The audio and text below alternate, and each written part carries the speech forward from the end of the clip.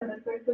Queríamos, el abuso sexual infantil es un tema muy fuerte, potente, doloroso, pero queríamos también, sobre todo, ahorita les vamos a comentar un poquito sobre las mujeres participantes en el estudio, pero queríamos dar esta mirada esperanzadora de que es posible con la intervención clínica a través de talleres poder abordar y resignificar esta experiencia. Entonces, por eso ¿qué imagen ven en la portada?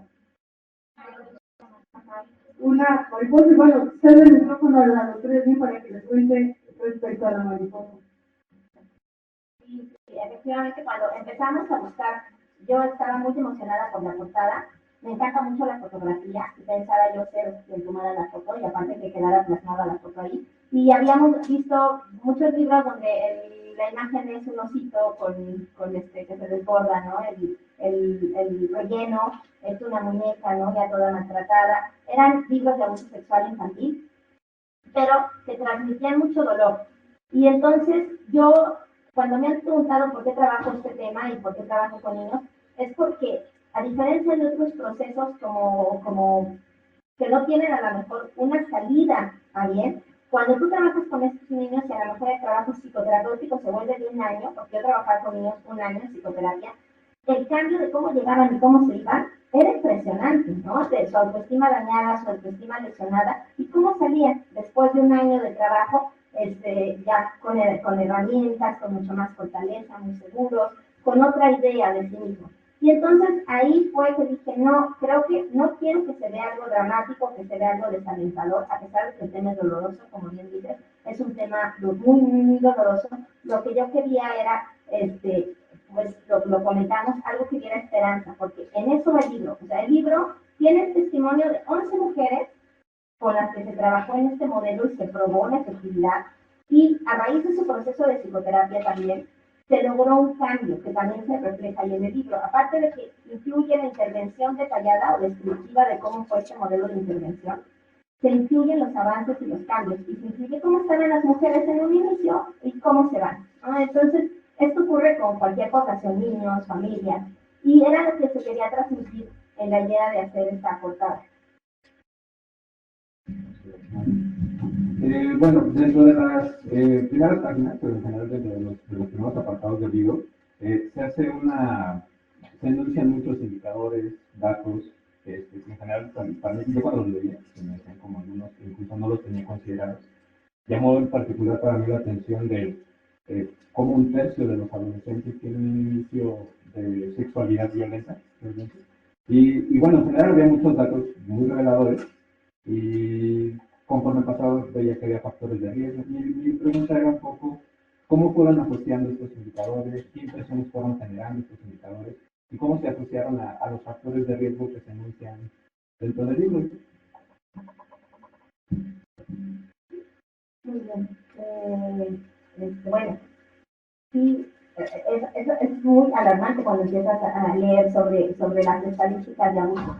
Y a pesar de que no hay un acuerdo en sí va a variar mucho de estudio a estudio, algunos que hablan de un 7%, otros que hablan del 30% de la población.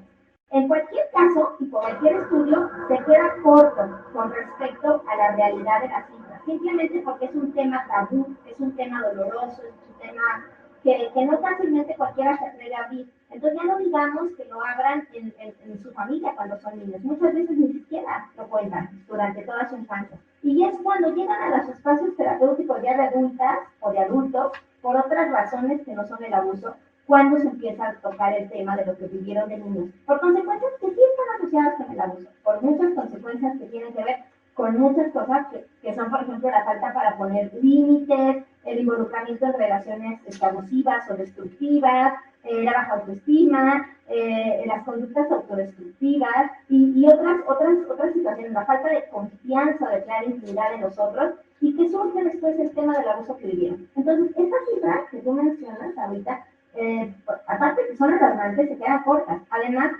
en el 2018 salió una estadística de la OCDE, como México es el país de los 33 que conforman la OCDE con las cifras más altas de abuso sexual infantil. O sea, ¿qué está pasando en México? Es un tema que abarca en cualquier parte del mundo, ¿no? Y en cualquier país existe cualquier clase social. No es un país exclusivo, no es un problema exclusivo de ciertos sectores, pero en México está ocurriendo con más, ¿no? O sea, con una cifra mucho más elevada. Entonces, sí, los factores de riesgo pues tienen que ver con muchas cosas. Tú preguntabas cómo se asocia el factor familia, ¿no? Ese es uno de los factores más importantes que se toca en el libro. La familia es un factor de riesgo y de protección. El involucramiento de la familia con el niño. Y de riesgo de protección para la ocurrencia del abuso sexual y para las consecuencias. Es decir, que si una familia interviene oportuna y adecuadamente con el niño, cuando revela o cuando se descubre el abuso, porque a veces no lo revelan, lo descubre, y el padre que lo descubre o la madre que lo descubre actúa de una forma adecuada, entonces el niño puede verse prácticamente sin consecuencias, ¿no? O sea, todo depende de la reacción de las personas que están alrededor del niño cuando el niño revela, cuando se descubre el abuso. Y en este sentido, pues también creo que el libro, retomando el libro, aporta esas dos ventajas. Como dices tú, puede ser leído por el público no experto, porque tiene un lenguaje, me parece que claro, sencillo, que está bastante claro para cualquier persona y que pueda además además puede proteger a los que lo pueden leer porque pues, empiezan a entender cosas y pueden decir en su propia familia, a mis hijos, a mis sobrinos, etcétera.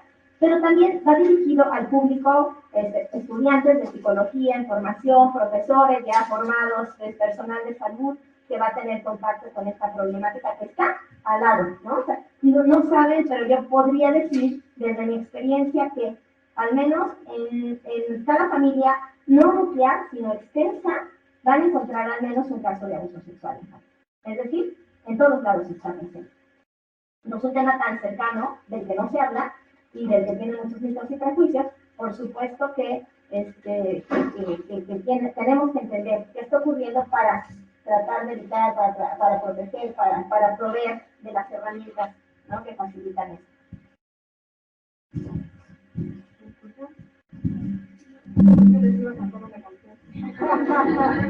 Bueno, miren, quisiera, gracias doctora Yasmín, quisiera compartirles algunas reflexiones. Me parece que el camino es la prevención. Son alarmantes las estadísticas respecto a abuso sexual infantil, especialmente en niñas, pero también en niños. Y esto también es una invitación a repensar esta representación social que tenemos de la niñez. ¿Cómo vemos a los niños y niñas y eso se traduce en acción? Reflexionemos un poquito, cómo incluso en otra presentación que teníamos les mencionaba respecto a la etimología. A mí me gusta mucho, fíjense, revisar la etimología, qué significa la palabra. Entonces, cuando empezamos a ver, la pregunta sería más bien, para hacerlo un poquito dinámico, ¿cómo han ustedes escuchado que hacemos alusión a los niños y niñas? ¿Con qué palabras? Infancia, inocencia, juguete, ternura. ¿Cómo nos referimos hacia este sector de la población? Vulnerables, sí son vulnerables. Algunos términos que históricamente hemos utilizado para referirnos a este sector de la población son, por ejemplo, infantes, menores, niños, un poquito más reciente, niños, niñas, niñez, etc. Y hay, por ejemplo, en el ámbito del derecho, se alude a este sector como menor. ¿Cuál es la asociación que ustedes tienen cuando escuchan la palabra menor? Que hay alguien mayor, que toma decisiones, Y si reflexionamos un poquito, gracias por sus participaciones, si reflexionamos y rascamos un poquito más, esta representación pues está haciendo alusión de que hay un mayor y tenemos una mirada en ocasiones adultocéntrica de nuestros niños y niñas. Adultocéntrica, y si revisamos un poquito también la literatura, una visión muy eurocéntrica de la niñez. Por eso en Latinoamérica se han generado movimientos sociales interesantes respecto a la niñez trabajadora, por ejemplo. En México tenemos ahí un movimiento, por ejemplo, en Chiapas, respecto a que los niños y niñas, en contexto complicado económico, como la niñez indígena, que ellos están en contra de la abolición del trabajo porque consideran que necesitan trabajar para poder sobrevivir. Entonces hay un movimiento internacional que, por ejemplo, de un lado tenemos la visión abolicionista del trabajo infantil, como están organismos internacionales como la UNICEF, y por otra parte el movimiento NAC de niños, niñas y adolescentes trabajadores, que surge en un contexto más latinoamericano. Bueno, regreso un poquito a esto que les mencionaba de cómo vemos a los niños y niñas. Si tenemos una representación social que está atravesada por cuestiones de poder también, y una mirada eurocéntrica también de Estados Unidos, pero ha habido movimientos sociales latinoamericanos que son una invitación a considerar la pluralidad de la niñez, la diversidad, y como bien señala la doctora Yasmin, y lo señalamos en las primeras páginas del texto, las familias multiproblemas tienen cierta, no es una sentencia, pero sí se generan ciertos factores que hacen que aquí el niño o niña tenga una experiencia desafortunada respecto a abuso sexual. Entonces, ¿qué podemos hacer? Y en el libro se señala, y creo que esa es una de las aportaciones del trabajo como psicólogos clínicos de formación, cómo trabajar desde el espacio clínico, cómo trabajar con personas con abuso sexual infantil. Entonces, no les voy a decir, les voy a dar algunas pistas, pero no les voy a decir para que lean el libro. Pero algunas pistas podrían ser, que creo que por ahí es el camino, es la prevención y es la educación sexual. Desde 0 a 6 años, o hay algunos autores que señalan de 0 a 9 años, es importante que empecemos a enseñarles a los niños y niñas cómo se llaman las partes del cuerpo. Hay quienes señalan que las partes íntimas las nombran como privadas. Y si reflexionamos un poquito respecto a este término privado, entonces alude que hay una parte pública. Es decir, las partes sexuales del cuerpo quedan en el espacio privado, pero lo público, invita a la reflexión, pero lo público entonces sí se puede violentar, se puede tocar, se puede vivir, desde esta postura. Pero si reflexionamos un poquito más, tenemos que enseñarles a los niños y niñas, especialmente de 0 a 6 años, que nadie los puede lastimar y tenemos que enseñarles a poner límites. Por ejemplo, de 0 a 3 años es importante que observemos cuando los niños están en interacción con otros niños y jugando, que empiezan a decir no cuando les quitan un juguete. Entonces es posible que sea el momento, por la etapa de desarrollo de ese ¿se acuerdan de Papalia? De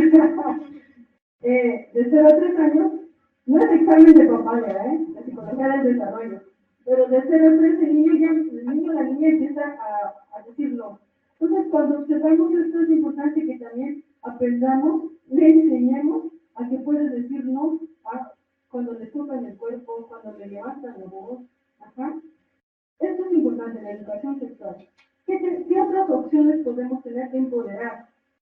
Empoderar a los niños y niñas, escucharlos, generar entornos de comunicación, generar ambientes de confianza, para que nos puedan compartir. Cuando ellos están viviendo, por ejemplo, en el kinder, una experiencia desagradable de abuso de algún profesor, de algún compañero mayor, que generemos ese ambiente de confianza para que nos puedan compartir y que sepan que los vamos a escuchar.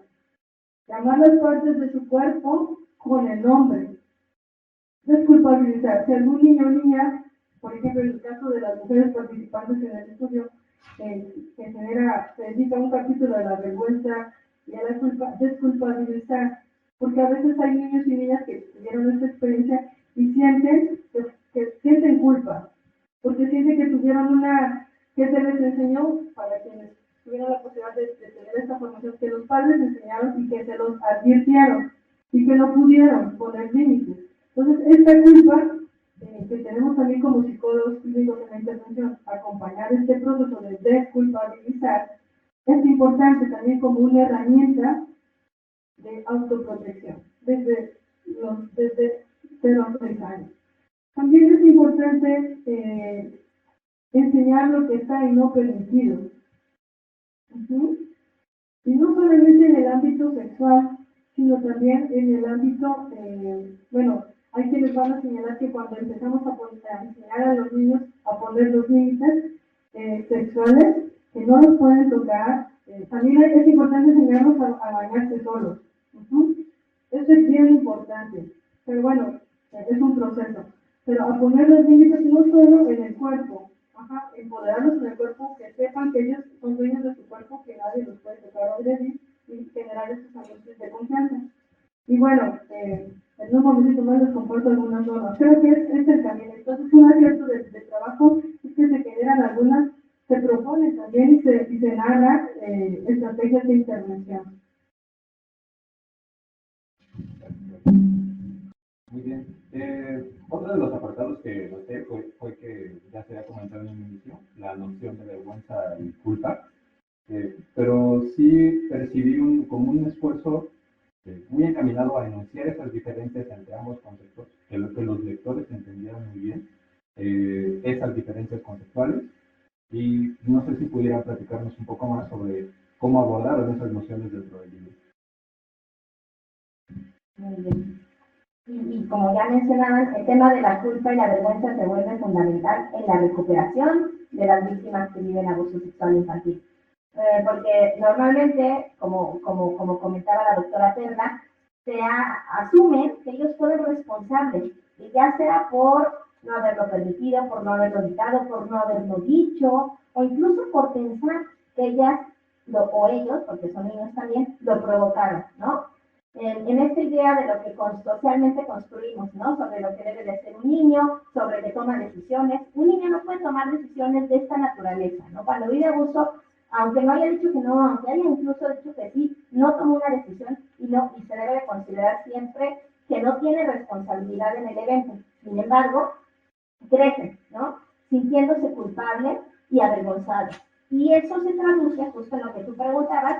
Era importante la reflexión de estas dos emociones, de vergüenza y culpa, para poder ver cómo surge en los niños este proceso. Y un poquito la diferenciación lo hace, de alguna manera lo retoma Erickson en las etapas del desarrollo, cuando habla que la vergüenza surge primero, ¿no? De los 3 a los 6 años, el niño empieza a sentir vergüenza, en esta etapa que llama vergüenza versus autonomía, empieza a sentir vergüenza. Acuérdense que el niño se siente primero parte, una extensión de la madre al nacer, ¿no? No se ve como un ser diferenciado. Cuando llega esta etapa del desarrollo, el niño empieza a percibirse como otro, ya empieza a identificarse en el espejo, empieza a ver su reflejo en el espejo, empieza a ver que es otra persona, ya empieza a ver un proceso de autonomía. Y surge la vergüenza porque es una de las emociones que implican la transgresión a la norma, a una de las emociones morales. Pero no surge la culpa. La culpa surge en una etapa posterior del desarrollo del niño, ya de los 6 a los 12 años. Implica que este niño ya tiene la empatía por el otro, que ya empieza a sentir el dolor del otro y empieza a decir, soy responsable. Mientras que la vergüenza es una transgresión igual moral, implica ya sea por mentir, robar, por no hacer algo. La vergüenza también está asociada con algo que no es moral, por ejemplo, una vestimenta inadecuada. Pero además, la vergüenza también implica la mirada del otro, es decir, yo me siento avergonzado cuando soy descubierto por el otro, entonces me pongo rojo, me quiero esconder y es cuando siento que ya y mientras la culpa se puede vivir muy en solitario, no necesita alguien descubrirme para yo sentirme culpable. En todo este proceso se ve que no hay una mujer o una persona que viva abuso sexual infantil que no llegue a sentirse culpable, ¿no? O responsable por la ocurrencia. Y que estas emociones están bien vinculadas a todo lo que viven las mujeres. Por eso se vuelven fundamentales en el proceso de recuperación. Es decir, están vinculadas con sobre todo con el miedo, las conductas autodestructivas, con la baja autoestima, con los sentimientos de devaluación y minusvalía. Entonces son mujeres que cuando crecen se someten en relaciones abusivas, destructivas, no tienen posibilidad de poner límites, porque cuando niñas a lo mejor lo intentaron y no tuvieron éxito, y entonces siguen permitiendo. Y entonces ocurre muchas asociaciones con problemas alimenticios que también tienen que ver con eso. Trabajar era como el nódulo, ¿no? de la teoría. El hecho de trabajando estas dos emociones se pueden conseguir cambios en otras áreas. Y en eso está esa parte de la intervención y la fuerza de la intervención que tiene el libro.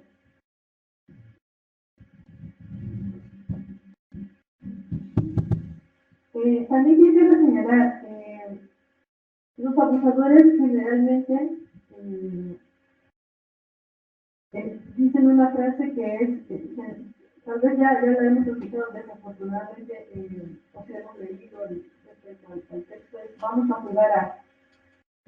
Porque ya alguien de ustedes decía inocencia, exacto, es una etapa de inocencia donde la fundamental, y como psicólogas y psicólogos lo sabemos, la construcción de la personalidad, lo de carácter, veo aquí alumnos de octavo, de seminario, los saludo, le hemos conversado mucho en las clases, ¿te acuerdas? Pepe, Madre, Chema, a todo el grupo, gracias por estar acompañándonos en esta fiesta, y bueno, las personas que abusan, porque son más grandes, incluso no solo pensemos en adultos, pensemos también en adolescentes, es los niños y un adolescente y el adolescente porque tiene más fuerza, por la estructura física, etc., abusa de un niño, de una niña, también los adultos y desafortunadamente quienes abusan, la literatura también nos señala, las estadísticas nos señalan, son personas muy cercanas a ese niño, o esa niña, y eso es doloroso porque se supone que esas figuras son de protección, de afecto, de apoyo, etcétera, y en estos casos observamos que no es así. Entonces, a mí me interesa mucho señalar qué podemos hacer, porque creo que la educación sexual es importante, porque el camino considero que es la prevención, las estadísticas son alarmantes. Entonces, por ejemplo, podemos enseñar normas, como es el hecho de enseñarle a los niños y niñas que con las partes íntimas no se juega.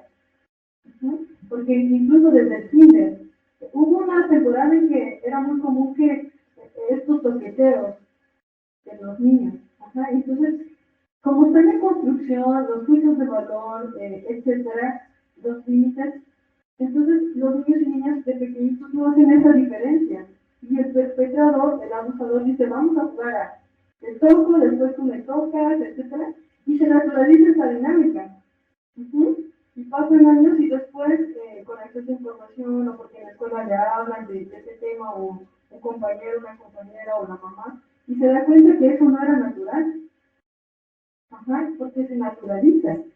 Les mencionaba, enseñemos que aprenden a bañarse solos. Hay una etapa en la cual pues, dependen totalmente de la mamá o del cuidador, pero generar estas acciones de independencia y también que, que cuando están chiquitos dependen de que los bañen, pero cometemos eso de que aprendan a bañarse y también enseñarles que cuando que otro espacio en el cual está permitido que les toquen el cuerpo, pero en compañía de un adulto es espacio médico. Eso es importante, que les digamos que que nadie puede tocarle las partes íntimas, con excepción a una revisión médica, y no dejemos que los niños y niñas vayan a consulta, y tienen 6 años, 7 años, que pase al dentista, que pase al tal. No, que un adulto es importante la compañía. Eso por una parte. Los otros aspectos son, se naturalizan ciertas prácticas, de que a veces desde pequeños empezamos en la boca a los bebés, por ejemplo. Entonces ¿ustedes lo han visto?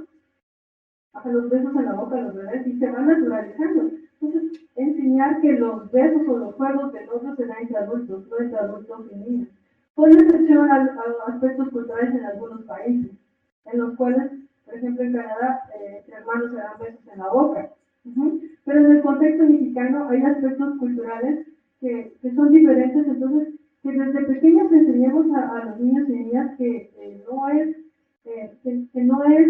estos límites, y que no porque los otros niños en el cine le digan que se tienen que dejar besar o que lo besen y lo besen en la boca, que es natural. Porque también, acuérdense ¿qué es el aprendizaje vicario? ¿Se acuerdan? ¿Cómo? Exacto, por observación. Y recordemos, los niños y niñas, incluso a veces hasta los adultos, hacemos muchas cosas por imitación, así aprendemos. Entonces, desnaturalizar estas prácticas a veces culturales para enseñarles a los niños a poner límites y a generar otras prácticas más sanas. Y esto, ¿por qué lo comento? Porque es importante que fomentemos la educación sexual en la niñez como un camino para prevenir estas estadísticas alarmantes. Porque miren, no es solamente la afectación en ese momento, sino en el libro también se señala estas personas que tienen una experiencia de este tipo, no es sentencia, pero sí hay una, pues ya la doctora Yasmin lo mencionaba, sí hay cierta afectación si no se aborda, cierta afectación en las relaciones interpersonales, en las características de la personalidad, la introversión, etcétera. No es sentencia, pero esta es una experiencia que afecta a la persona y también a la dinámica familiar. Gracias. Muy bien, parece que vamos bien de tiempo. Nos quedan dos preguntas más.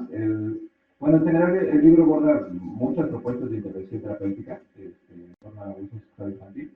Se anuncia incluso que algunas con mayor validez y conocimiento científico. En general, pues bueno, el libro pone más énfasis en lo que es la terapia narrativa. La pregunta sería nada más cuáles fueron como los descubrimientos más significativos, relevantes que identificaron en esta búsqueda de propuestas, bueno, no tanto en esta búsqueda, pero en las propuestas que se anuncian, y por qué cobró mayor relevancia la terapia narrativa. Okay. Bueno, en sí, bueno, esta era una búsqueda necesaria para encontrar la propuesta que pudiera llevarnos, ¿no?, al camino. Y hay muchas, ¿no? Se ha trabajado desde muchos ámbitos, aunque fíjense, también es muy interesante. El libro es una de las pocas propuestas que están escritas en un libro ya con una técnica de intervención. Existen otras, pero ya con unos procedimientos de intervención también es poca, las encuentras muchos libros del tema de abuso.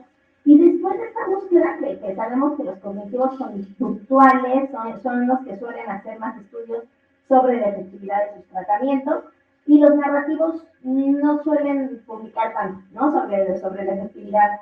Y la terapia narrativa era importante porque justamente esta culpa lleva que yo tengo un significado de mí como persona, de lo que pasó, le doy a esa historia de vida una fuerza preponderante. La terapia narrativa nos dice que los relatos son constitutivos, es decir, modelan nuestras vidas y relaciones. Se vuelven profecías autocumplidoras. La forma que yo me cuento de mi vida, de mi historia, va a modelar lo que va a pasar en mi vida y en mi historia. Entonces, la terapia es un contexto muy adecuado para cambiar, ¿no?, significados como funcionales, para hablar de otra historia de vida, para crear otra historia nueva y para, por lo tanto, crear un desenlace diferente. Entonces, dentro de todos los modelos, la terapia narrativa me parece que es lo ideal, por lo menos así puesto en este libro, para trabajar estos significados que tienen que ver con estas emociones. Muchas gracias. La palabra sana, la palabra pura. Y si no creyéramos en eso, tal vez no estaríamos en este ámbito de la psicología clínica. ¿O cómo lo ven ustedes? Estoy convencida de la palabra cura en el espacio terapéutico. Y bueno, la terapia narrativa está el ejemplo de, porque simplemente permite que acompañemos en el proceso de que se escuche el otro, a través de que, por ejemplo, en la participación anterior, las preguntas detonadoras. Por eso es importante, hemos llevado en la licenciatura este entrenamiento en hacer entrevistas, ¿cierto? Review técnico de entrevista. Es una herramienta que tiene un instrumento, como puede ser un guión, potente. Y por eso me encantaba la participación anterior.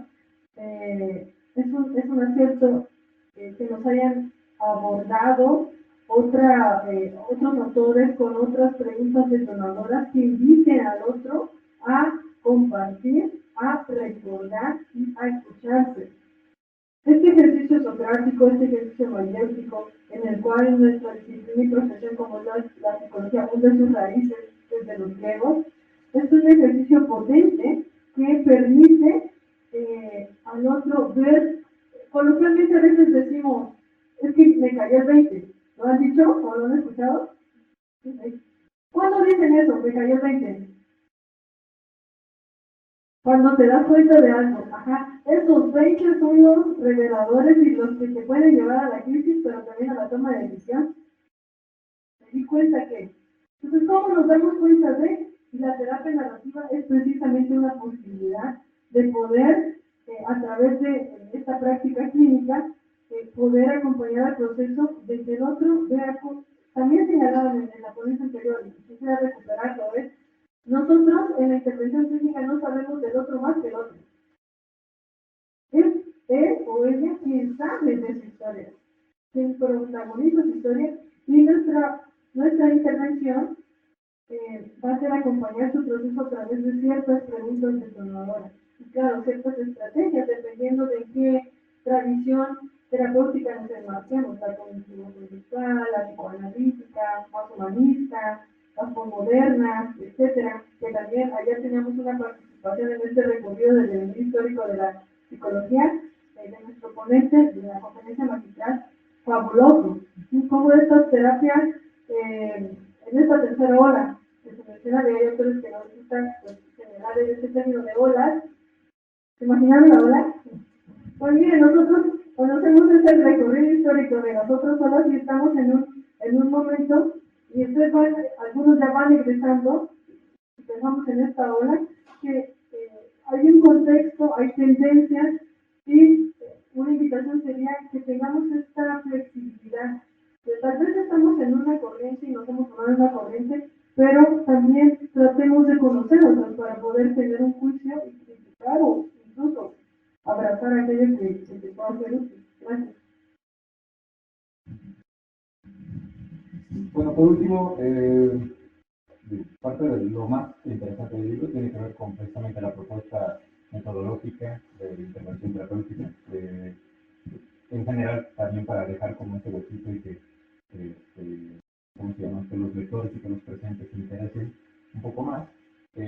¿Cuáles fueron esos hallazgos relevantes en estos casos, en esta revisión pues, ¿cómo se llama?, metodológica que se está haciendo? ¿Qué fue lo más relevante que pudieron identificar?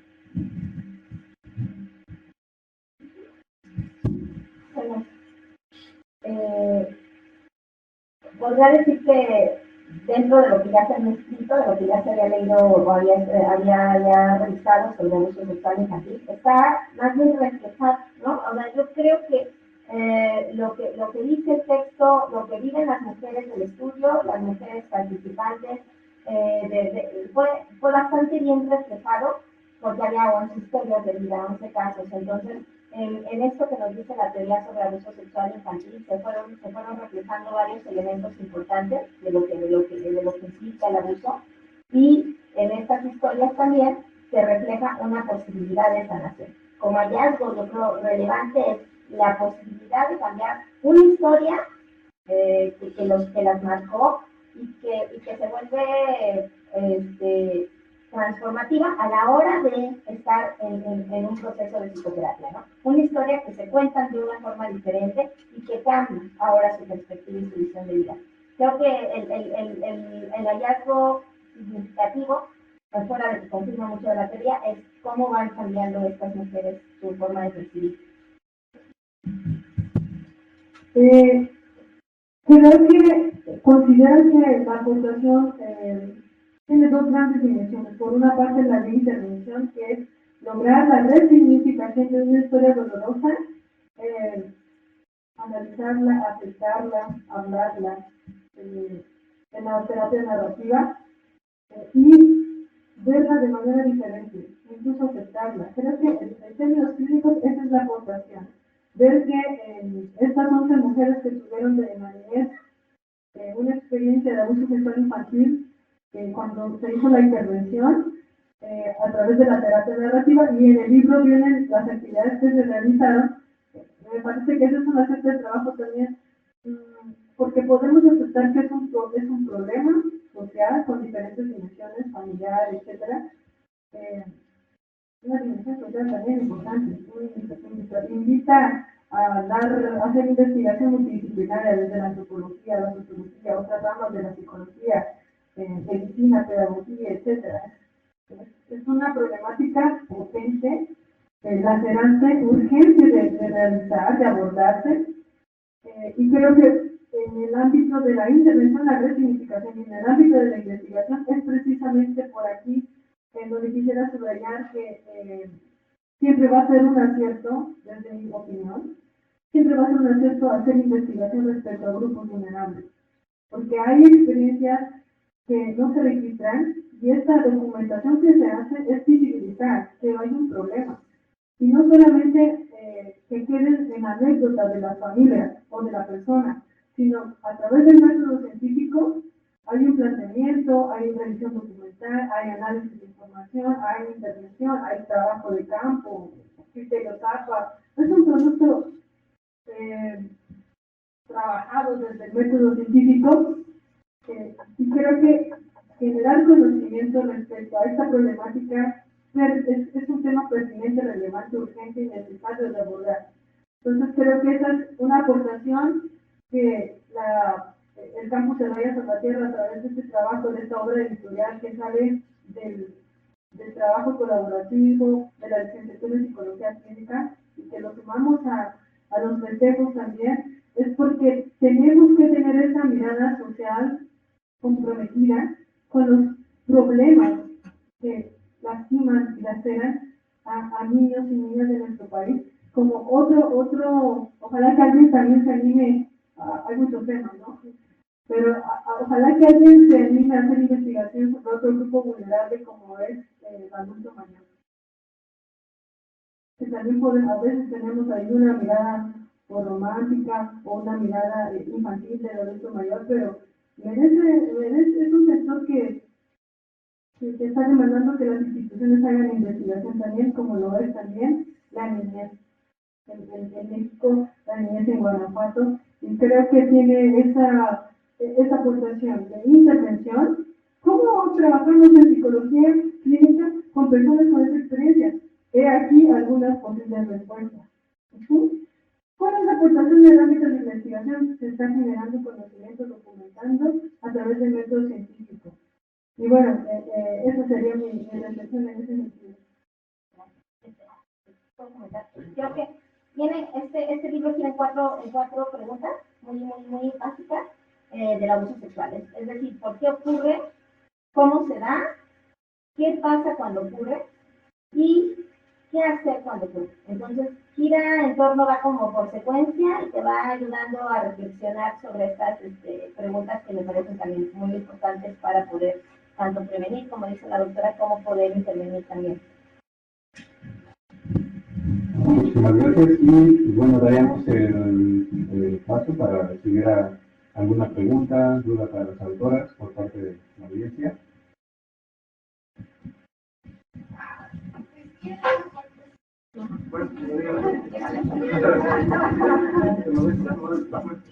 Buen pulmón. ¿Qué precio tiene?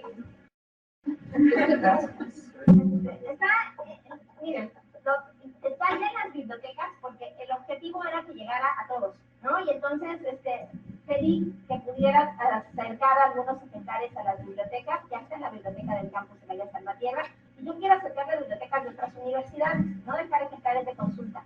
Ahora, si quieren adquirirlo, también está en línea, y me parece que tiene un costo de 150 pesos en línea, con la editorial Grañén Porrúa.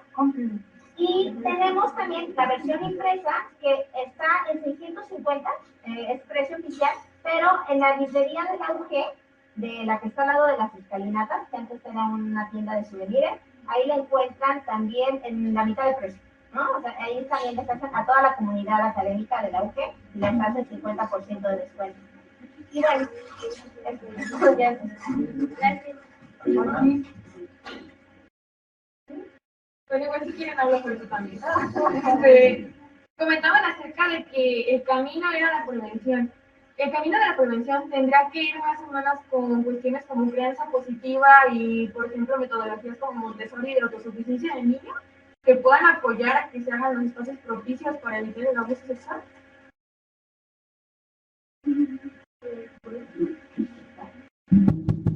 Sí, el modelo Montessori cada vez cobra más auge, es potente. Solo que sería importante también, gracias, me hiciste pensar en otro aspecto. El modelo Montessori especialmente pues, se realiza en los espacios educativos. Pudiese ser. Sin embargo, considero que esta problemática abarca a otros sectores como son los padres. Entonces sí se necesita hacer esta sensibilización también a papás, a educadores, incluso a abuelos, porque es una problemática que trastoca no solo al niño, tiene un impacto en el niño, la niña, o la persona que sufre esta experiencia desagradable, pero también trastoca la vida cotidiana de las personas como una familia. Pudiendo ser Montessori, en Europa se están trabajando otras vertientes humanistas, incluso, por ejemplo, ubico bastante las experiencias de hospitales en Barcelona, en España, por ejemplo, en el cual se hacen trabajos integrales de no solo el niño y la niña, sino todo el sistema familiar, para resignificar y también para que reciban capacitación los padres respecto a cómo actuar ante ciertos cambios de comportamiento, por ejemplo, si observan enuresis, hipopresis, incapacidad para dormir, agresión, introversión o bajo rendimiento académico, etcétera. Y sí implica no solo trabajar con el niño o la niña, implica trabajar con el sistema familiar, con educadores, con profesores, con el sistema. Hay muchos actores, incluso también desde las instituciones, porque a veces en el ámbito educativo algunas instancias pudiesen no ser indiferentes, pero no tener esta formación, porque también trastoca una dimensión cultural. Son temas, ya lo decía la doctora, son temas tabús que tratan de evitarse, que no se hablan, como otros temas, que son importantes hablarlos, socializarlos, porque este espacio íntimo como es la familia tiene una labor importante para educar y para enseñar a ese niño o niña a poner límites. Y también a empoderar y que reconozca que su cuerpo es dueño de su cuerpo y que puede poner límites. ¿Alguien más, chicos?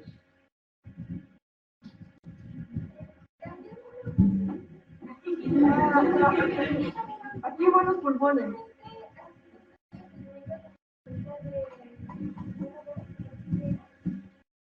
Estaba pensando en la fiesta de como a los padres. ¿Cuál sería la postura ante esto, ante la fiesta respetuosa? No es diferente de la postura en respecto a la prevención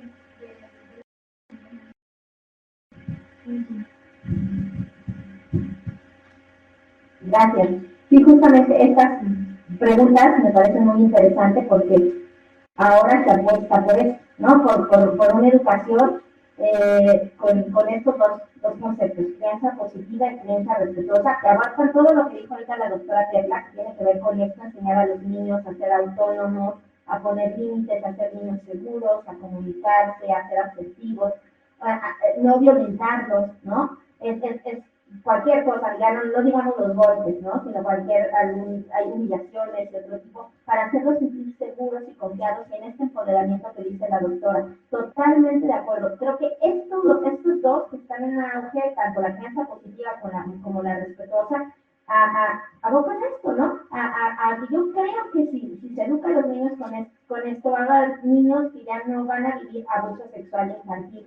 Y que por otro lado, sí, aquí lo que tenemos que entender también es que no implica la falta de límites hacia los niños, porque a veces se malentiende que los papás, aquí involucra a los papás, les están dejando hacer lo que quieran a los niños, y no es eso, ¿no? La crianza implica también enseñarles consecuencias de sus acciones, y en este sentido toda acción debe tener una consecuencia. No es en castigo, ya no se habla de castigos, pero sí se habla de consecuencias.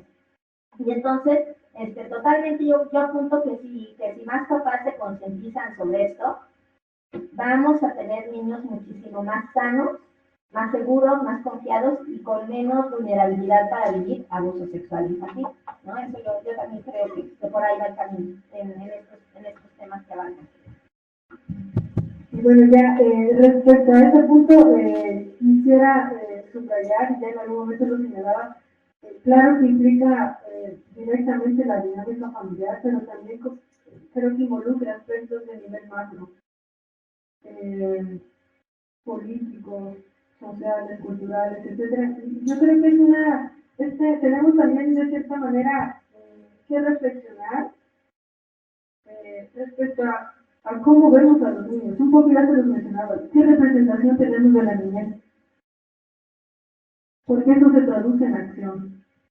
Si los vemos solamente desde una dimensión de berrinche, de que no se regulan, etcétera, estas prácticas que ya cayeron en desuso, como bien lo señalaba la doctora Smith, de hablar solamente de castigo como corrección de conducta, están rebasadas.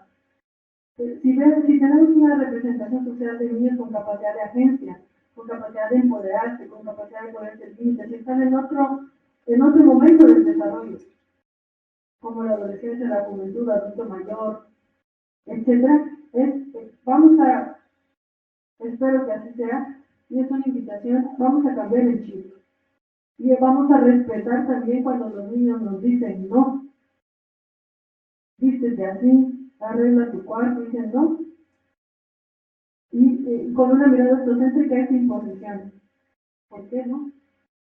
Entonces, si cambiamos el chip, si tratamos de cambiar la representación social y cultural que tenemos de la niñez, no solamente involucra a la familia, en general, como sociedad somos corresponsables de lo que le pasa a la niñez de México, a la niñez de Guanajuato, a la niñez de Tulay, etc.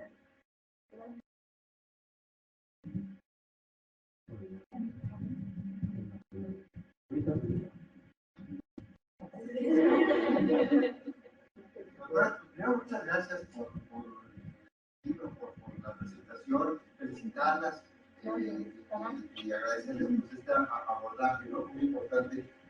Me deja mucha inquietud, quiero leerlo, ansío leer el libro, espero leerlo. El tema, además, por la formación de debate narrativa, que es lo que más a mí me atrae el tema de decirles. Y sobre eso, nada más, una pequeña pregunta que espero no se extienda mucho para no hacerlo más largo, es acerca hablaba incluso el moderador, de lo legible que es el abordaje de la lectura, ¿no? Es decir, que no se necesitaba, al menos así lo entendí, un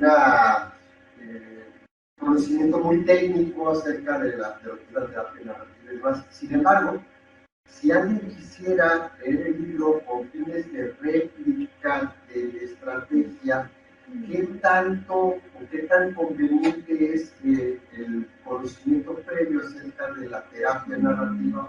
¿Qué tanto como tal recomiendan el nivel de formación en el ámbito narrativo? No es un gran acierto. Gracias, muchísimas gracias. Híjole, Tomás, como siempre, bien oportunas y muy acertadas tus preguntas e intervenciones. Fíjate que hay otra autora de las tres que somos, es la doctora Patricia Andrade, y ella justamente se cuestionaba esto que nos generaba mucha inquietud, ¿no? Porque decía, ¿y si lo quieren replicar así como a la primera y no lo pueden abordar? Entonces, sí implica, y hay un pequeño apartado que te dice, sí se recomienda que le aborden algunas lecturas y algunos temas para poder aplicar el procedimiento psicoterapéutico como tal. No para muchas cosas que pueden trabajar con sus pacientes, ¿no? Algunas preguntas que se formulan ahí y que se pueden estructurar pueden ser abordadas, sin pretender que este libro pueda cubrir, ¿no? Todo lo que es una formación que es un modelo terapéutico que se estudia en una especialidad, en una maestría, ¿no? Y lo dice en un apartado del libro también, y fue también una sugerencia, ¿no? De ella que decía, híjole, esto puede ser delicado, puede ser peligroso, pero también queremos abordar algo que no se estaba haciendo, ¿no? A poner a la mano también para que muchas personas pudieran apoyar, pero sí con este cuidado. Me parece muy buena y qué bueno que lo mencionas, Tomás, muy acertado también.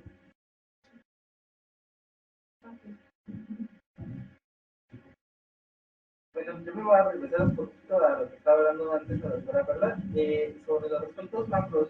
nosotros muchas veces, en especial desde la clínica, como que estamos muy acostumbrados a ver solamente el aspecto individual. ¿Cómo podemos influir nosotros como gremio, como psicólogos, para que estos aspectos macros se vean realmente modificados o para poder incidir de alguna manera en ellos? Quiero decir que me hiciste pensar en el interaccionismo simbólico, que tiene una premisa, que ya dos veces seminarios ya se lo aprendieron de memoria porque lo señalo mucho, no existe sociedad al margen de los individuos ni individuos al margen de la sociedad. Entonces, esto que sucede a nivel micro es reflejo de que algo macro está sucediendo. Entonces, creo que ahí pueden haber muchos caminos. Considero que tenemos que hacer investigación. La intervención con la investigación no están peleadas, al contrario. La práctica terapéutica, un caso, ustedes saben, puede ser incluso motivo para hacer una investigación, un artículo, una tesis, una ponencia, etcétera. Y creo que no hacer esa distinción de la práctica clínica está despegada o divorciada de la investigación, porque precisamente para llegar a esta dimensión macro, social, cultural, incluso religiosa o política, necesitamos investigación. Y en el ámbito de la psicología clínica, en la cual, pues desde un enfoque relacional, aunque centramos la atención en la persona o en el individuo en relación con su sistema familiar, social, claro que hay otros aspectos que responden u obedecen a condiciones estructurales, históricas de nuestro país. Y ahí es allí donde quiero subrayar esta visión que tenemos de la niñez. En el ámbito de la psicología, creo que tenemos que tener esa flexibilidad de trabajar en equipo, no solamente los clínicos con los clínicos, sino los clínicos. Y creo que es un aspecto de trabajo, una clínica con una social. El doctor Eloy, que es apasionado también por la psicología social y comunitaria, ¿sí? Eso. Y no ver a la psicología como solo, psicología es clínica, psicología tiene diferentes vertientes. Ajá, creo que por ahí es el camino. Y el otro es la realidad social nos rebasa y es los problemas del comportamiento humano implica que hagamos investigación e intervención multidisciplinaria, no solo psicología clínica, social, educativa, organizacional, sino también con economistas, con sociólogos, con antropólogos. Me parece que tener esta flexibilidad, y claro, no vamos a ser expertos en todos los temas y en todas las disciplinas, pero esta flexibilidad de acercarnos a un problema con un equipo transdisciplinario que nos permita también aprender desde otras perspectivas, creo que nos va a permitir construir una visión un poquito más completa. Bueno, agradecemos a la doctora Yasmín y a la doctora Carla Samara por la presentación del libro y también muchas felicidades. Un aplauso para las autoras, por favor.